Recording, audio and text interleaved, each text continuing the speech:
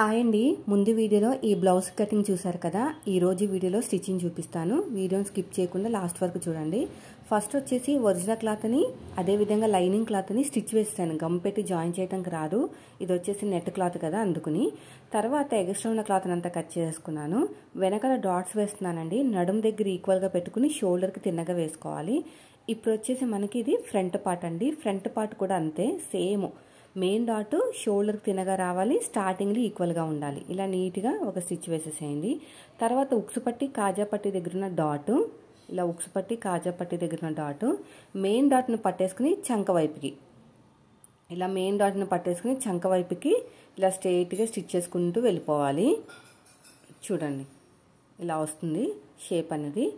తర్వాత రెండవ front part అండి. ఫస్ట్ వచ్చేసి మెయిన్ డాట్ షోల్డర్కి తిన్నగా రావాలి. ఇలా పట్టేసుకుని షోల్డర్కి తిన్నగా రావాలి. ఎంత పొడుగుందో చూసుకోండి. నేను మార్కింగ్ అనేది మిస్ అయింది అక్కడ. ఎంత పొడుగు వచ్చింది. మెయిన్ డాట్ హైట్ అనమాట అది. తర్వాత ఉక్సు పట్టి కాజా పట్టి దగ్గర ఉన్న డాట్, తర్వాత మెయిన్ డాట్ని పట్టేసుకుని చంక వైపుకి, ఇలా మెయిన్ డాట్ని పట్టేసుకుని చంక వైపుకి ఇలా నీట్గా కుట్టుకుంటూ వెళ్ళిపోవాలి. ఇది కూడా అయిపోయిందండి. తర్వాత షేప్ బెల్ట్ అండి. షేప్ బెల్ట్ వచ్చేసి కింద ఒరిజినల్ క్లాత్, పైన 2 లేయర్స్ ఉన్న లైనింగ్ క్లాత్ తీసుకున్నాను. ఏ షేప్ అయితే మీకు ఉక్సు పట్టి కాజా పట్టి వైపుకి వెళ్తుందో ఆ షేప్ అనేది పాదం వైపు పెట్టాలండి. ఇలా పాదం వైపు పెట్టేసుకుని నీట్గా కుట్టుకుంటూ వెళ్ళిపోవాలి. తర్వాత ఇలా ఓపెన్ చేసేసుకుని డబుల్ ఫోల్డింగ్ డబుల్ స్టిచ్ చేసుకోండి. ఇలా ఓపెన్ చేసేసుకుని ఒక టాప్ స్టిచ్ అనమాట. ఇలా ఒక టాప్ స్టిచ్ అయితే వేసేసుకోండి. మళ్ళీ క్లోజ్ చేసేసుకుని ఇంకో స్టిచ్ వేసేసుకోండి. ఇలా క్లోజ్ చేసేసుకుని ఇంకో స్టిచ్ అయితే వేసేసుకోండి. ఇప్పుడు ఎగస్ట్రా ఉన్న క్లాత్ నీట్గా కట్ చేసేయండి. ఇలా ఎగస్ట్రా ఉన్న క్లాత్ని నీట్గా కట్ చేసుకుంటూ వెళ్ళిపోవాలి. ఇప్పుడు రెండవ షేప్ బెల్ట్, ఏ షేప్ అయితే మీకు సైడ్ జాయింట్ వైపుకి వెళ్తుందో ఆ షేప్ అనేది పాదం వైపు పెట్టాలండి. ఇక్కడ చూడండి ఇలా పెట్టేసుకుని దీనిపైన 2 లేయర్స్ ఉన్న లైనింగ్ క్లాత్ పెట్టండి. ఏ షేప్ అయితే మీకు సైడ్ జాయింట్ వైపుకి వెళ్తుందో ఆ షేప్ అనేది పాదం వైపు పెట్టాలి. ఇలా పెట్టేసుకుని స్ట్రెయిట్గా స్టిచ్ చేసుకుంటూ వెళ్ళిపోండి. వెళ్ళిపోయి ఇలా ఓపెన్ చేసేసుకుని ఒక టాప్ స్టిచ్ వేసుకోండి. ఇలా ఓపెన్ చేసేసుకుని ఒక టాప్ స్టిచ్ అయితే వేసుకోండి. మళ్ళీ క్లోజ్ చేసేసుకుని ఇంకో స్టిచ్ వేసేసుకోండి. ఇలా క్లోజ్ చేసుకుని ఇంకో స్టిచ్ పెట్టేసుకోండి. ఇదంతా కూడా ఇప్పుడు ఎగస్ట్రా ఉన్న క్లాత్ నీట్గా కట్ చేసేయండి. ఇక్కడ కూడా అంతే. అయిపోయిందండి. ఇప్పుడు ఫ్రంట్ పార్ట్ జాయిన్ చేసేద్దాము. నేనైతే ఇలాగ ఒక లేయర్ని సపరేట్గా తీసేసుకుని ఇన్విజిబుల్ షేప్ బెల్ట్ అనమాట. ఎటు నుంచి స్టార్ట్ చేసుకున్నా పర్లేదండి, కరెక్ట్గానే వచ్చేస్తుంది. ఇలా స్ట్రెయిట్గా కుట్టుకుంటూ వచ్చేసేయాలి. ఇలా నేను చూపిస్తున్నాను చూసారు. ఇలా ఓపెన్ చేసేసుకుని డబుల్ ఫోల్డింగ్ చేసేసుకోండి. లోపలికి ఎగస్ట్రా ఉన్న క్లాత్ని ఫోల్డింగ్ చేసుకుంటే ఇన్విజిబుల్ షేప్ బెల్ట్ అయితే రెడీ అయిపోతుంది అనమాట. ఇలా మొత్తం కూడా అంతే. ఇప్పుడు ఎగస్ట్రా ఉన్న క్లాత్ నీట్గా కట్ చేసేయండి. ఇక్కడ కూడా అంతే. రెండో షేప్ బెల్ట్ అండి. ఇది వచ్చేసి అడుగు భాగంలో వస్తుంది. ఇది ఒకటేమో పైన వస్తే ఫ్రంట్ పార్ట్కి, ఒకటి అడుగు భాగంలో వస్తుంది అనమాట. ఇలా లోపలికి ఫోల్డ్ చేసేసేయండి. ఇక కొంచెం లోపలికి రాలేదన్నమాట సరిగ్గా. డాట్ కరెక్ట్గా పట్టుకోవాలండి, లేదంటే ఒక చెస్ట్ టైట్ వచ్చేస్తుంది, ఒక చెస్ట్ లూజ్ వచ్చేస్తుంది అనమాట. ఇలా స్ట్రెయిట్గా స్టిచ్ చేసుకుంటూ వెళ్ళిపోండి. మళ్ళీ ఇలా ఓపెన్ చేసేసుకుని ఇలా లోపలికి ఇలా డబల్ ఫోల్డింగ్ చేసేసుకోండి. ఇదంతా కూడా ఇలా డబల్ ఫోల్డింగ్ చేసేసుకుని నీట్గా కుట్టుకుంటూ వెళ్ళిపోవాలి. ఇప్పుడు ఎగస్ట్రా ఉన్న క్లాత్ని కూడా కట్ చేసేసుకోండి. ఇక్కడ కూడా అంతే. ఇప్పుడు ఎడమ చేతి వైపు కాజా పట్టి, కుడి చేతి వైపు ఉక్సు పట్టి అయితే వస్తుందండి. నేను 3 ఇంచులు వెడల్పుతోటి, ఇలా 3 ఇంచులు వెడల్పుతోటి లైనింగ్ క్లాత్ అయితే తీసుకున్నాను. ఒరిజినల్ క్లాత్ కూడా అంతే, 3 ఇంచులు వెడల్పు అనమాట. దీనిపైన ఇలా పెట్టేసుకుని నీట్గా ఇలా కట్ చేసేయండి. ఇక్కడ కూడా అంతే. ఇప్పుడు వచ్చేసి అడుగు భాగంలో పెట్టేసుకోండి. స్టార్టింగ్లో చిన్న ఫోల్డింగ్ చేయండి, రఫ్ ఇచ్చేసేయండి. రఫ్ ఇచ్చేసుకుని నీట్గా కుట్టుకుంటూ వెళ్ళిపోవాలి. మళ్ళీ ఇలా ఓపెన్ చేసేసుకుని డబుల్ ఫోల్డింగ్ చేసేయండి. ఇదంతా కూడా ఇలా రఫ్ ఇచ్చేసుకుని స్ట్రైట్గా స్టిచ్ చేసుకుంటూ వెళ్ళిపోవాలి. మళ్ళీ ఇటువైపు తిప్పేసేయండి. మళ్ళీ ఇంకొక స్టిచ్ వేసేసుకోండి. ఇలా స్ట్రైట్గా స్టిచ్ చేసుకుంటూ వెళ్ళిపోయి మన వైపు తిప్పేసుకుని కొంచెం ముందుకు వెళ్ళి మళ్ళీ ఇంకొక స్టిచ్. ఇది వచ్చేసి కాజా పట్టి అండి. ఉక్సు పట్టి కుట్టే ముందు ఒకసారి కాజా పట్టి మీద పెట్టుకుని చెక్ చేసుకోవాలన్నమాట. కరెక్ట్గా ఉందా లేదా, కరెక్ట్గా ఉంటేనే చూసుకోవాలి, లేదంటే మనం అడ్జస్ట్మెంట్ చేసుకోవాలి. నాకు కరెక్ట్గానే ఉంది. దీనికోసం అంటే ఉక్సు పట్టి కోసం 1.5 ఇంచు వెడల్పుతోటి కాటన్ లైనింగ్ అయితే తీసుకున్నాను. ఒరిజినల్ క్లాత్ వేయకూడదు. కొంచెం పొడుగు తక్కువ అయితే జాయింట్ వేశాను. పైనుంచి రావాలండి. ఓకేనా. డాట్ వచ్చిన చోట చిన్న ఫ్రిల్ పెట్టేసుకుని నీట్గా కుట్టుకుంటూ వెళ్ళండి. మళ్ళీ ఇలా ఓపెన్ చేసేసుకుని టాప్ స్టిచ్ వేసేసుకోండి. ఇలాగా ఈ ఎగస్ట్రా ఉన్న క్లాత్ని నీట్గా లోపలికి ఫోల్డ్ చేసేసుకోండి, సరిపోతుంది. అంతే. ఇప్పుడు ఈ 1.5 ఇంచ్ అంతా కూడా డబుల్ ఫోల్డింగ్ చేస్తే లోపలికి వెళ్ళిపోతుంది, ఏముండదు. ఇంకా ఇలా లోపలికి ఫోల్డింగ్ చేసేసుకుని నీట్గా కుట్టుకుంటూ వెళ్ళిపోండి. ఇలా మొత్తం కూడా అంతే. ఇలా డబుల్ ఫోల్డింగ్ చేసేసేయండి. ఇది కూడా అయిపోయిందండి. ఇప్పుడు ఇంకొకసారి చెక్ చేద్దాం. ఒక దాని మీద ఒకటి పెట్టుకుని కరెక్ట్గానే ఉంటుంది, ఏమీ ఎక్కువ తక్కువ రాదు. ఎందుకంటే ప్రతిదీ కూడా కరెక్ట్గా చూసుకునే కదా మనం కటింగ్ చేసుకుని స్టిచ్చింగ్ చేసుకుంది. ఇప్పుడు వచ్చేసి బ్యాక్ పార్ట్ మీద ఇలా ఫ్రంట్ పార్ట్ పెట్టేసుకుని ఇలా క్రాస్గా కట్ చేసుకోవాలండి. ఎందుకంటే కిందకి దిగుతుంది అనమాట, వెనకాల డాట్స్ వేసాం కదా, అందుకుని. ఇప్పుడు కూర ఉన్న పట్టీని మనం చెప్తా ఉంటాను కదా కటింగ్లో, కూర ఉన్న క్లాత్ని తీసుకోవాలి పట్టీ కిందని. నేనైతే ఇంకోండి ఈ కూర ఉన్న క్లాత్ని పొడుగు తక్కువ అయితే జాయింట్ వేస్తున్నాను. కూర ఉన్న క్లాత్ అయితే మనకి టైం సేవ్ అవుతుంది అనమాట. ఒక సైడ్ కుట్టు వేయాల్సిన పని ఉండదు. ఇంకా పొడుగు సరిపోయింది. వెడల్పు కూడా కొంచెం ఎక్కువ తక్కువ ఏమైనా ఉంటే నీట్గా కట్ చేసేయండి. ఇలా నీట్గా కట్ చేసుకుని పైనుంచి కుట్టుకుంటూ వెళ్ళాలండి. ఇలా పైనుంచి ఇలా పెట్టేసుకుని స్ట్రైట్గా స్టిచ్ చేసుకుంటూ వెళ్ళి డాట్ వచ్చిన చోట చిన్న ఫ్రిల్ పెట్టేసేయండి. ఇలాగా ఇక్కడ కూడా అంతే. ఇలా నీట్ కుట్టుకుంటూ వెళ్ళి డాట్ వచ్చిన చోట చిన్న ఫ్రిల్ పెట్టేసేయండి. ఇక్కడ కూడా అంతే. ఇప్పుడు ఎగస్ట్రా ఉన్న క్లాత్ని కట్ చేసేయండి. ఇలా ఓపెన్ చేసేసుకుని టాప్ స్టిచ్ వేసేసేయండి. ఇలా ఓపెన్ చేసేసుకుని ఒక టాప్ స్టిచ్ వేసేసుకుని నడుము లూజ్ వచ్చేసి మనం తీసుకున్న ఆది బ్లౌజ్ ఉంటుంది కదా, ఈ బ్లౌజ్ కూడా నేను కుట్టిన బ్లౌజే కాబట్టి బ్యాక్కి ఫ్రంట్కి మార్కింగ్ వేస్తున్నాను. వేరే వాళ్ళు కుట్టిన బ్లౌజ్ అయితే నడుము లూజ్ మొత్తం చెక్ చేసుకుని 4వ భాగానికి 4 వైపులా మార్కింగ్ వేసుకోవాలి. లేదంటే కరెక్ట్గా వేసుకోకపోతే ఒకవైపు లాగేసినట్టు ఉంటుంది. కాజా పట్టి వైపుకి, ఉక్సు పట్టి వైపుకి, ఈ రెండు కూడా అంతే. ఇలాగా కాజా పట్టి వైపుకి, ఉక్సు పట్టి వైపుకి దానికే మార్కింగ్ వేసుకోవాలండి. చూసారా, ఉక్సు పట్టి హైట్ కూడా కరెక్ట్గా వచ్చేసింది. ఇప్పుడు షోల్డర్స్ని జాయిన్ చేసుకుని హెమ్మింగ్ పట్టి కుట్టుకుందాము. ఇలా కరెక్ట్గా పెట్టేసుకోండి. ఇలా స్ట్రైట్గా స్టిచ్ చేసేసుకోండి. నెక్ వైపుకి లైట్గా స్లోప్ ఇవ్వండి, మీకు భుజాలు జారవు. సో ఇక్కడ కూడా అంతే. ఇలా కరెక్ట్గా పెట్టేసుకోండి. నెక్ దగ్గర ఈక్వల్గా స్ట్రైట్గా స్టిచ్ వేసేసేయండి. నెక్ వైపుకి స్లోప్ ఇచ్చేసేయండి లైట్గా 2 గీతలంతా.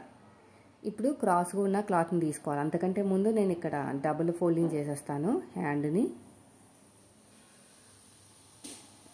దగ్గర డబుల్ ఫోల్డింగ్ చేసేస్తే సరిపోతుంది. ఇక్కడ కూడా అంతే. తర్వాత ఇంకొక హ్యాండ్ కూడా అంతేనండి. ఇలా డబల్ ఫోల్డింగ్ చేసేసి కుట్టేస్తాను అనమాట. ఇంకా హెమ్మింగ్ పట్టి ఏమి పెట్టను. ఇంకా హ్యాండ్స్ కూడా రెడీ అయిపోయినాయి. ఇప్పుడు నెక్ పట్టి, మెడకి హెమ్మింగ్ పట్టి అయితే కుడతాను. దీనికోసం క్రాస్గా ఉన్న క్లాత్ని తీసుకుని అన్నీ కూడా జాయింట్లు వేసేసుకోవాలండి. చూపిస్తాను చూడండి. ఈ క్రాస్గా ఉన్న క్లాత్ని క్రాస్గా కట్ చేసుకుని ఒక పీస్లో క్రాసు, ఇంకో పీస్లో క్రాస్ని ఆపోజిట్లో పెట్టుకుని జాయింట్ వేసేసుకోండి. మనకి ఎంత కావాలో అంత పొడుగు. నెక్ డీప్ని బట్టే క్లాత్ పొడుగు ఉంటుంది. ఇలా పెట్టేసుకుని స్ట్రైట్గా స్టిచ్ చేసుకుంటూ వెళ్ళిపోవాలి. ఇటు సైడ్ కూడా అంతే. అయిపోయిందండి. ఇటు సైడ్ కూడా అంతే. ఇలాగా ఇప్పుడు నెక్ మీకు చేతి వాళ్ళని బట్టి అనమాట. ఎటు స్టార్ట్ చేసుకున్నా పర్లేదు. నేనైతే ఎడమ చేతి వైపు నుంచి అయితే స్టార్ట్ చేసుకుంటున్నాను. స్టార్టింగ్లో చిన్న ఫోల్డింగ్ చేసేసుకోవాలి. ఇది ఎడమ చేతి వైపు నుంచి. ఎక్స్ట్రా ఉన్న క్లాత్ని కొంచెం నీట్గా కట్ చేసుకుని స్టార్టింగ్లో చిన్న ఫోల్డింగ్ చేసుకుని రఫ్ ఇచ్చేయాలి. రఫ్ ఇచ్చేసుకుని నీట్గా ఎక్కడా కూడా సాగదీయకుండా నీట్గా కుట్టుకుంటూ వెళ్ళాలి. ఇలా నేను చూపిస్తున్నాను చూసారు, అలాగా సాగదీయకండి. సాగదీస్తే పైకి ఎత్తినట్టు వస్తుంది, భుజాలు జారిపోతాయి అన్నమాట. ఈ రౌండ్ తిరిగే చోట కూడా అంతే, ఇలా నీట్గా కుట్టుకుంటూ వెళ్ళిపోవాలి. ఇలా మొత్తం కూడా అంతే.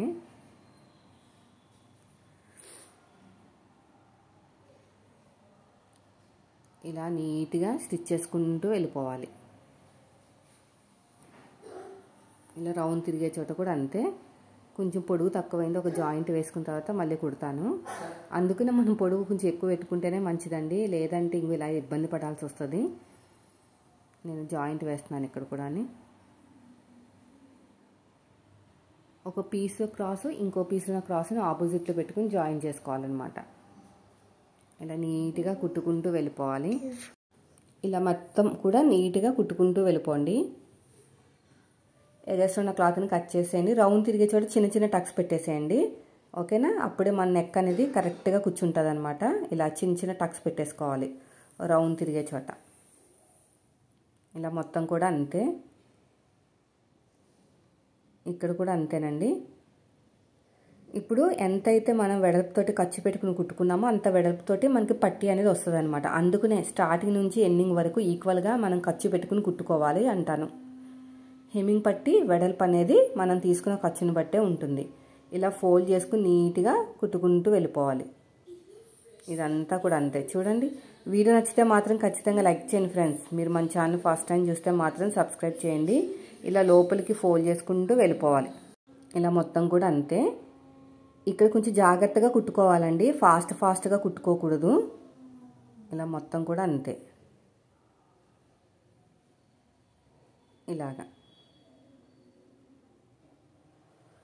ఇలాగా ఫోల్డ్ చేసుకుంటూ నీట్గా స్టిచ్ చేసుకుంటూ వెళ్ళిపోవాలి.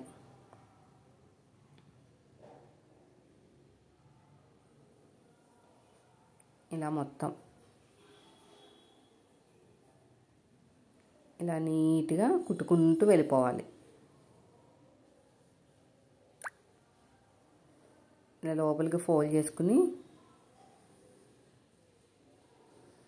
స్టిచ్ చేసుకుంటూ వెళ్ళిపోవాలి. ఇదంతా ఎగస్ట్రా ఉన్న క్లాత్ లోపలికి పెట్టేసుకుని స్టిచ్ వేసేసుకోండి, సరిపోతుంది. అయిపోయిందండి. ఇప్పుడు ఇక్కడ ఈక్వల్గా కట్ చేసుకోవాలండి, ఎందుకంటే ఫ్రంట్ క్రాస్ కటింగ్ కదా, ఇలా క్రాస్గా వస్తుంది అనమాట. అదేం పెద్ద తప్పేం కాదు, నీట్గా ఈక్వల్గా చేసుకోవాలి అంతే. బ్యాక్ పార్ట్ ఎక్కువ తక్కువ రాకూడదు, ఫ్రంట్ పార్ట్ వచ్చినా పర్లేదు కానీ.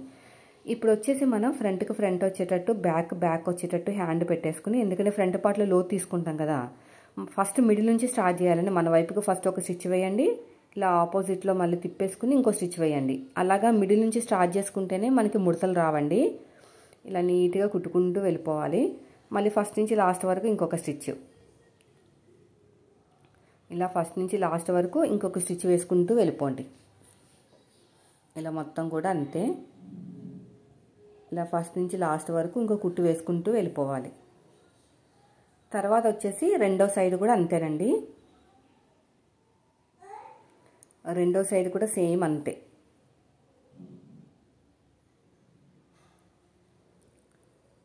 రెండో హ్యాండ్ కూడా కరెక్ట్గా మిడిల్లో పెట్టేసుకోండి. అంటే మన హ్యాండ్కి మిడిల్ ఒక చిన్న టక్ ఇస్తాం కదా, ఆ టక్ అనేది షోల్డర్ కుట్టు దగ్గర ఉండాలన్నమాట. ఇలా రఫ్ ఇచ్చేసేయండి. ఇలా నీట్గా కుట్టుకుంటూ వెళ్ళిపోవాలి. మళ్ళీ ఉల్టా తిప్పేసుకోండి. ఇలా ఉల్టా తిప్పేసుకుని ఇంకొక స్టిచ్ వేసేసుకోండి. మళ్ళీ ఫస్ట్ నుంచి లాస్ట్ వరకు ఇంకొక స్టిచ్, ఇలా ఫస్ట్ నుంచి లాస్ట్ వరకు ఇంకొక స్టిచ్. ఇప్పుడు సైడ్ జాయింట్ అండి. సైడ్ జాయింట్ చేసేటప్పుడు బ్యాక్ పార్ట్ నుంచి మాత్రమే చేయాలి, ఫ్రంట్ పార్ట్ నుంచి చేయకూడదు, సరిగ్గా రాదనమాట. హ్యాండ్ లూజు, ఆర్మ్ లూజు, నడుము లూజు ఈ మూడింటిని కలుపుకుంటూ వెళ్ళిపోండి. ఫస్ట్ వచ్చేసి హ్యాండ్ లూజు. మనం తీసుకున్న ఆది బ్లౌజ్ను కూడా బ్యాక్ పార్ట్ నుంచి తీసుకోవాలి. ఇక్కడ హ్యాండ్ లూజు,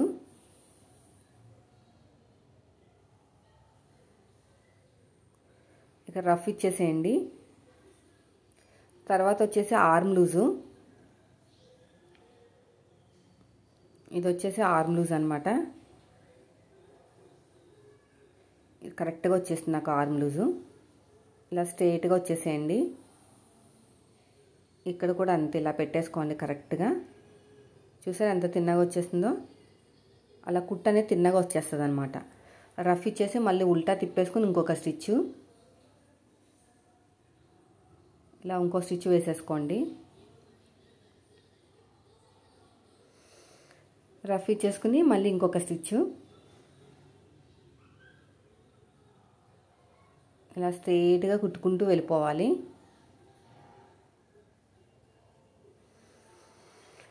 ఎడ్జ్కి ఒక కుట్టు, ఎడ్జ్కి ఇంకో స్టిచ్ వేసేయండి. ఎగస్ట్రా ఉన్న క్లాత్ని కట్ చేసేయండి. ఎగస్ట్రా ఉన్న క్లాత్ని మొత్తం కూడా నీట్గా కట్ చేసేయండి. ఇలా మొత్తం కూడా అంతే.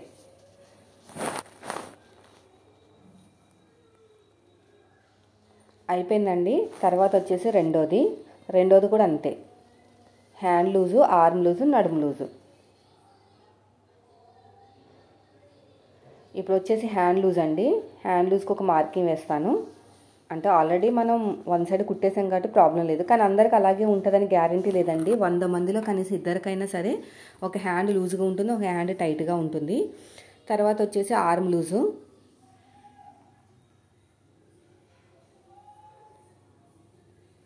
ఆర్మ్ లూజు స్ట్రైట్గా వెళ్ళిపోండి. ఇలా స్ట్రైట్గా వెళ్ళిపోయి తర్వాత వచ్చేసి ఇక్కడ చూడండి, ఇక్కడ కరెక్ట్గా పెట్టేసుకోండి. ఇక్కడ నడుము దగ్గర కరెక్ట్గా పెట్టేసుకుని స్ట్రైట్గా స్టిచ్ చేసుకుంటూ వెళ్ళిపోండి. కరెక్ట్గా రావాలి. రఫ్ ఇచ్చేసేయండి. మళ్ళీ ఉల్టా తిప్పేసుకుని ఇంకొక స్టిచ్ వేసేయండి. ఉల్టా తిప్పేసుకుని ఇంకొక స్టిచ్ అయితే వేసేసేయండి.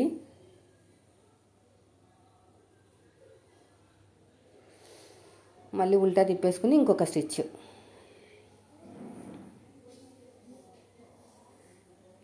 ఎడ్జ్కి ఒక కుట్టు వేయండి, లాస్ట్లో ఎడ్జ్కి.